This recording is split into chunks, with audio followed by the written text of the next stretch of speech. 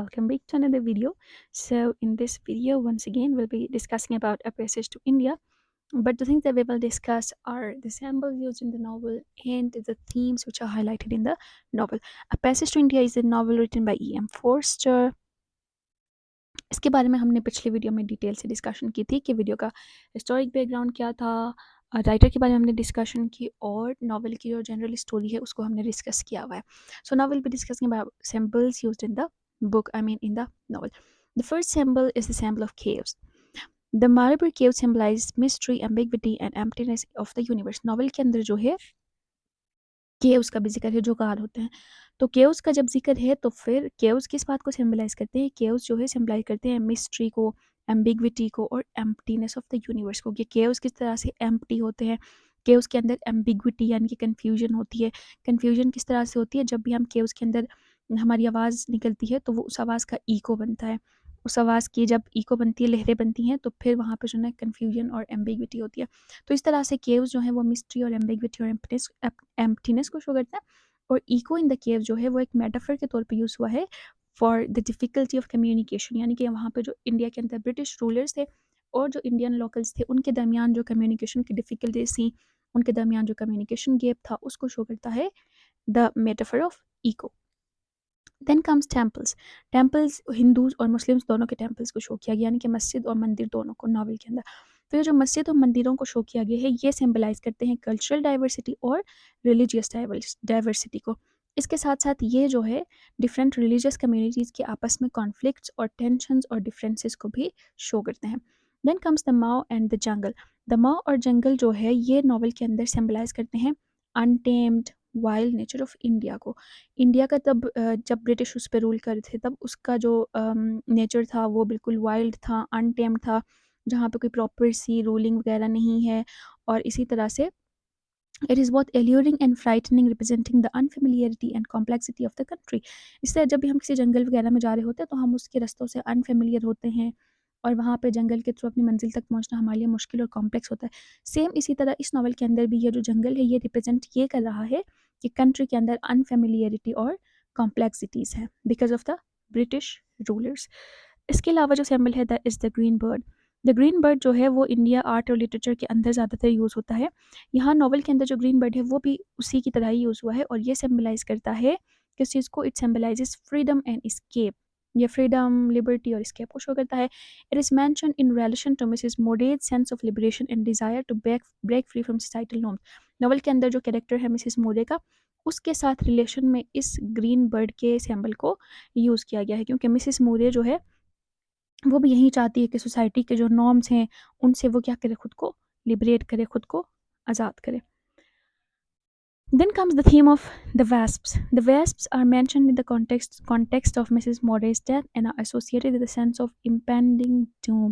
Wasps जो हैं they are kind of insects जिनका मतलब एक इस तरह उनकी बॉडी होती है, फिर उसके साथ पर लगे हुए होते हैं और ये ज़्यादातर स्टिंग करती है.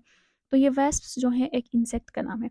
तो वेस्प्स का जो सिंबल है ये यूज़ किया गया है मिसेस मोरे के डेथ के मौके पे, जो कि शो करता है जो कि शो करता है the sense of impending doom. यानी कि इम्पेंडिंग मतलब जो चीज़ होने को है which is going to occur, और डूम मीन्स जजमेंट यानी कि क़यामत का दिन. तो ये जो वेस्प्स का सिंबल यूज़ किया है ये शो करता है द इम्पेंडिंग डूम यानी कि जजमेंट या फिर द डूम्सडे करीब है, विच मीन्स ऐसा दिन जिसमें क्या होगा, ब्रिटिश और इंडियंस के दरमियान में जस्टिस होगी और वो अलग अलग हो जाएंगे. तो ये इस चीज़ को शो करता है. They symbolise the destructive forces at play in the novel. और इस चीज़ को भी शो करता है कि नावल के अंदर किस तरह से डिस्ट्रक्टिव फोर्सेज हैं, यानी कि उनकी हुकूमत के अंदर कौन कौन सी ऐसी बातें हैं जिनकी वजह से इंडिया के अंदर डिस्ट्रक्शन पैदा हो रही है. Then comes echo. Marabar caves के अंदर इको होती है यानी कि आवाज़ जब वो प्रोड्यूस करते हैं तो उसकी लहरें बनती हैं. पहले भी मैंने बताया था कि ये जो है सिम्बलाइज करता है कम्युनिकेशन गैप को, कम्युनिकेशन की डिफ़िकल्टीज़ को और इल्यूसिवनेस ऑफ ट्रुथ. इस बात को भी शो करता है कि ट्रुथ क्या है इसका पता नहीं लगता. जब हम किसी गार में जाके वहाँ पे कोई आवाज़ बनाते हैं, आवाज़ निकालते हैं तो उस आवाज़ की इतनी लहरें बनती है कि हमें पता नहीं लगता कि वो आवाज़ एक्चुअल वाली आवाज़ कौन सी है, आवाज़ कहाँ से आ रही है, कुछ भी नहीं पता लगता. यानी कि वहाँ पे सच को जांचना मुश्किल होता है. तो इको जो है वो इंडिया की सोसाइटी के अंदर भी इस चीज़ को शो करता है कि वहाँ पे सच को जांचना कितना मुश्किल था. इट डिस्टॉर्ट्स एंड कन्फ्यूजेस, जो भी आवाज़ होती है वो उसमें डिस्टॉर्शन होती है, उसमें कन्फ्यूजन होती है, जो कि क्या करती है, लैंग्वेज की लिमिटेशंस को शो करती हैं, लैंग्वेज को लिमिट करती है, जिसकी वजह से कम्युनिकेशन के अंदर डिफ़िकल्टीज आती हैं। देन कम्स अ सैम्बल जो कि है the English club. The English club जो है वो चंद्रापुर के अंदर, नॉवल के अंदर जो चंद्रापुर जगह है वहाँ पे इंग्लिश क्लब था। तो ये जो है ना सिम्बलाइज करता है segregation between the English colonisers and the native Indians. Colonisers और इंडियंस के दरमियान जो सेग्रीगेशन है, जो डिफरेंसेस हैं, उन दोनों की जो आपस में गैप्स हैं, उनको शो करता है the English club. It is a space where cultural misunderstandings and tensions come to the fore front. The English club एक ऐसी जगह है जहाँ पे कल्चरल मिसअंडरस्टैंडिंग्स आती हैं। ब्रिटिश और इंडियंस, हिंदूज, मुस्लिम्स ये आपस में एक दूसरे के कल्चर्स को, रिलीजन को समझ नहीं पाते हैं, जिसकी वजह से टेंशंस क्रिएट करते हैं। तो द इंग्लिश क्लब इन सब चीज़ों को सिम्बलाइज करता है। Then comes the Ganges river. The Ganges river जो गंगा का जो दरिया होता है, जो कि एक मुकद्दस दरिया है हिंदुइज़्म के कॉन्सेप्ट के अंदर। तो ये जो है रिप्रेजेंट करता है स्पिरिचुअल प्यूरिफिकेशन को, क्योंकि वो कहते हैं कि हिंदुइज़्म के अंदर ये कॉन्सेप्ट है कि जो गंगा रिवर के अंदर जाके नहा के निकलता है तो उसके सारे गुनाह या फिर जितने भी चीज़ें हैं नेगेटिव, वो सारी धुल जाती हैं, वो बंदा साफ़ हो जाता है। तो इसी तरह यहाँ नॉवल के अंदर भी ये स्पिरिचुअल प्यूरिफिकेशन को शो करता है। और it is also a recurring symbol of life and death in the novel. Novel के अंदर ये एक रिकरिंग सिंबल है जो कि बार-बार अकर हो रहा है, रिपीट हो रहा है। और ये जो है ना symbol of life and death भी है, जो कि लाइफ और डेथ को शो करता है।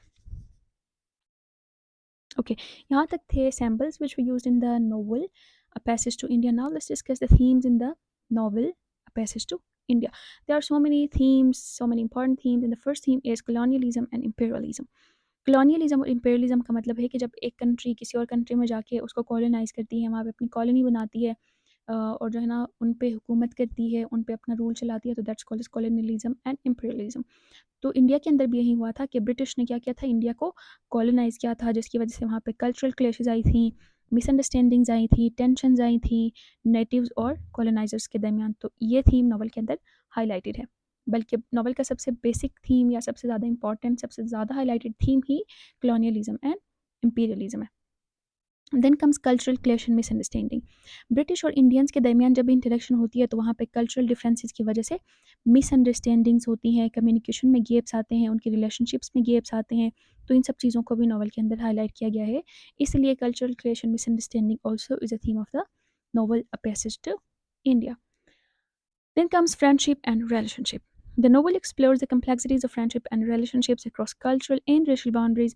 नॉवल के अंदर जिस तरह की फ्रेंडशिप और रिलेशनशिप के बारे में बात हुई है वो है अक्रॉस द कल्चरल बाउंड्रीज, यानी कि अपने कल्चर से हट के किसी और कल्चर के लोगों के साथ जब हम फ्रेंडशिप्स बनाते हैं, रिलेशनशिप्स बनाते हैं, तो तब क्या कॉम्प्लेक्सिटीज़ आती हैं, तब क्या मुश्किलात आती हैं। क्योंकि नॉवल के अंदर जो डॉक्टर अजीज़ हैं, उन्होंने एक ब्रिटिश जो लेडी हैं उनके साथ फ्रेंडशिप की हुई है। तो डॉक्टर अजीज़ जो हैं वो मुस्लिम हैं, इंडियन हैं, दूसरी वाली जो लेडी है वो ब्रिटिश है। तो इनके मतलब रिलीजन इनका डिफरेंट है, जगहें इनकी डिफरेंट है, कल्चर्स डिफरेंट हैं, थिंकिंग डिफरेंट है, फिर भी उनकी फ्रेंडशिप होती है, लेकिन उस फ्रेंडशिप के अंदर बहुत सारी कॉम्प्लेक्सिटीज़ एंड डिफ़िकल्टीज़ आती हैं। तो ये इस बात को शो करता है कि अक्रॉस द बाउंड्रीज़ जब हम फ्रेंडशिप्स बनाते हैं तो उसके अंदर क्या-क्या मुश्किलात आती हैं। It delves into challenges of forming genuine connections in a society marked by prejudice and suspicion. यानी कि ऐसी सोसाइटी जिसके अंदर कनेक्शंस के अंदर क्या होती है, प्रेजुडिसेस होती हैं, सस्पिशंस होती हैं, एक दूसरे के बारे में मिसअंडरस्टैंडिंग्स होती हैं and all this. Then comes the theme of religious tensions. India के अंदर जो है रिलीजियस डाइवर्सिटी है, वो इस तरह से कि वहाँ पे हिंदूज़ हैं, मुस्लिम्स हैं, सॉरी, सिख्स हैं।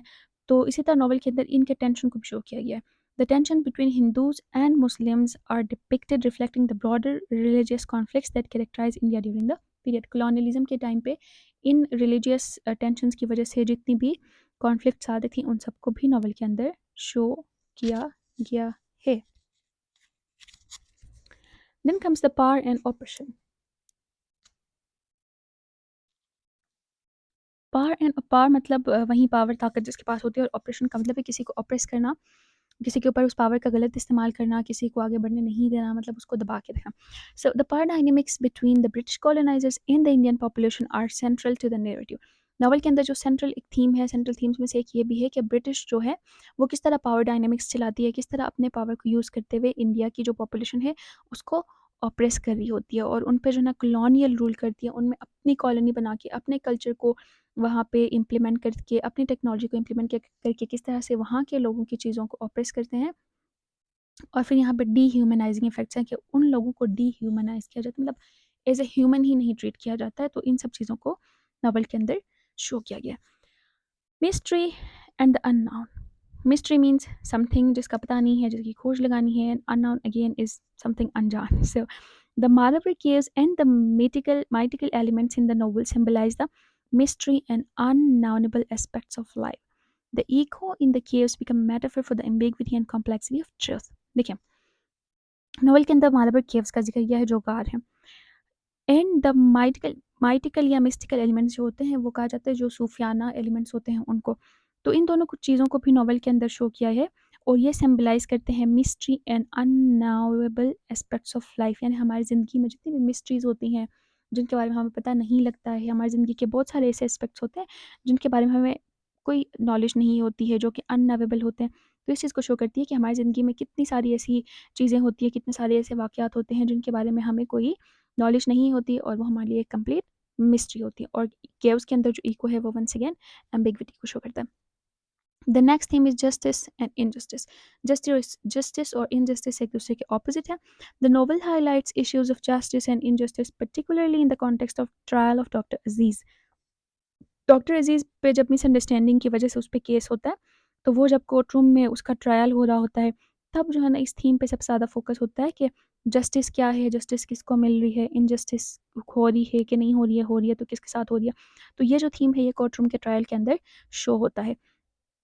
और इस थीम के ज़रिए राइटर ने ये भी शो किया है कि ब्रिटिश का जो लीगल सिस्टम है, ब्रिटिश का जो लॉ और ये सारी चीज़ें हैं वो बायस्ड है। यानी कि वो क्या करती है, दूसरे दूसरे जो लोग हैं उनके बारे में उनके उनके पास प्रेजुडिसेस हैं, वो बायस्ड हैं। क्योंकि डॉक्टर अजीज़ के ख़िलाफ़ भी ज़्यादा एविडेंसेस नहीं थे, उनके खिलाफ स्ट्रॉन्ग और ज़्यादा एविडेंसेस नहीं थे, बट स्टिल उन पे इल्ज़ाम लगाया गया था। तो ये जो है biasness of British legal system को शो करता है। Then comes personal and cultural identity. एक बंदे की पर्सनल आइडेंटिटी होती है और एक होती है कल्चरल आइडेंटिटी जो कि उसके कल्चर से आती है। Characters in the novel struggle with question of cultural and personal identity. Novel के अंदर जो कैरेक्टर्स हैं वो स्ट्रगल कर रहे होते हैं अपनी पर्सनल आइडेंटिटी और कल्चरल आइडेंटिटी को लेके। फिर उनके लिए ये बात चैलेंजिंग होती है कि वो क्या करे, अपनी कल्चरल आइडेंटिटी को मेंटेन करे या फिर जो चेंजिंग वर्ल्ड है उसको अडॉप्ट करे। क्योंकि इंडियन का अपना कल्चर था तब और बाहर से ब्रिटिश अपना वेस्टर्न कल्चर लेके आए थे। तो तब लोगों में ये टेंशन थी, लोगों में ये कन्फ्यूजन थी कि वो किस तरह से अपने कल्चर को मेंटेन करें या फिर किस तरह से नए कल्चर और वेस्टर्न कल्चर को अडॉप्ट करें।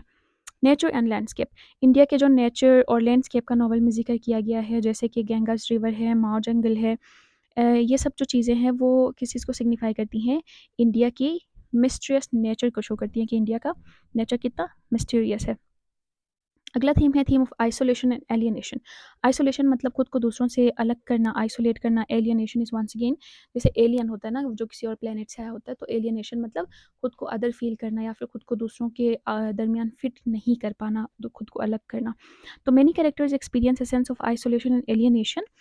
नॉवल के अंदर बहुत सारे कैरेक्टर्स को आइसोलेशन और एलियनेशन का सामना करना पड़ता है, कल्चरल डिफरेंसेस की वजह से, रेशियल प्रेजुडिस की वजह से या फिर पर्सनल चॉइसेस की वजह से भी। लेकिन ओवरऑल जो इन सब चीज़ों से नॉवल के अंदर जो थीम बनता है वो है सेंस ऑफ डिसकनेक्शन, के लोग किस तरह से अपनी सोसाइटी से खुद को डिसकनेक्टेड फील करते हैं। Then comes a general overview, जो कि हमने पिछले वीडियो में भी डिस्कस किया था। अब ये है कि पैसेज टू इंडिया जो है वो ई.एम. फॉस्टर की नॉवल है, जो कि ब्रिटिश कॉलोनियल रूल के अगेंस्ट लिखी गई है। और ब्रिटिश कॉलोनियल रूल वो था जो 20th सेंचुरी में था, उसके अगेंस्ट में लिखी गई है। इसमें डॉक्टर अजीज़ और एक जो वो लेडी हैं, ब्रिटिश लेडी हैं, उनकी दोस्ती होती है।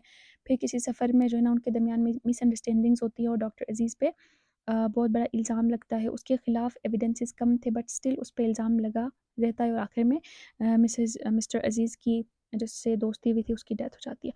तो ये बिल्कुल शॉर्ट सी कहानी है। फिर यहाँ पे साइड पे जो लिखा हुआ है कि the trial that follows becomes a focal point for exploring the themes of justice prejudice. Novel के अंदर जो ट्रायल हुआ था, कोर्ट रूम ट्रायल, वो जो है वो सबसे ज़्यादा इंपॉर्टेंट सिचुएशन है, सबसे ज़्यादा इंपॉर्टेंट इवेंट है।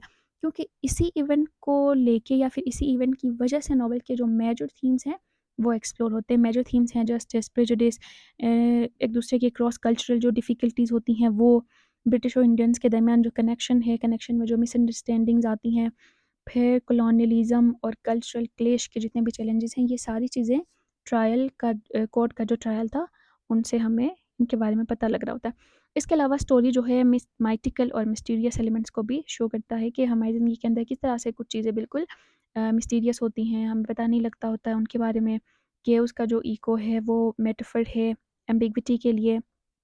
इसके अलावा नॉवल के अंदर पर्सनल और कल्चरल आइडेंटिटी के बारे में बात की है, फ्रेंडशिप के बारे में बात की है। ज़्यादातर जगहों पे जो है ना फ्रेंडशिप्स आर स्ट्रेन, फ्रेंडशिप्स के अंदर स्ट्रेन्स आती हैं, उनके अंदर टेंशन्स आ जाती हैं, फ्रेंडशिप्स वैसी नहीं रहती हैं बिकॉज़ ऑफ कल्चरल डिफरेंसेस। और इसके अलावा ये ओवरऑल जो नॉवल है, ये कॉलोनियलिज़्म के लिए एक क्रिटिक के तौर पे काम करती है, यानी कि इस नॉवल को लेके राइटर ने कॉलोनियलिज़्म और ब्रिटिश रूल के ऊपर क्रिटिसिज्म की है। और यहाँ पे आखिर में कुछ कोट्स हैं जो कि नॉवल से उठाए गए हैं, नॉवल की एग्जैक्ट वर्डिंग्स हैं। इनको आप वीडियो को पॉज करके पढ़ के या जॉट डाउन करके इनको, अगर आप कहीं पे आर्टिकल लिख रहे हैं, क्वेश्चन का आंसर लिख रहे हैं, तो बीच बीच में ये जो डायरेक्ट रेफरेंसेस हैं ये डाल के अपने क्वेश्चन अपने आंसर को स्ट्रॉन्ग बना सकते हैं। So this was all about the novel. इस वीडियो को मैं ऐड कर रही हूँ प्लेलिस्ट में जिसका नाम होगा मॉडर्न नॉवल या फिर अ पैसेज ऑफ इंडिया, या दोनों मैं ऐड करूँगी। तो गो वॉच इससे पहले वाली भी वीडियो, ताकि आपको सही तरह से पता लग जाए कि अ पैसेज टू इंडिया का हिस्टोरिकल बैकग्राउंड क्या था and all these. And that is all. Thank you. अल्लाह हाफ़िज़।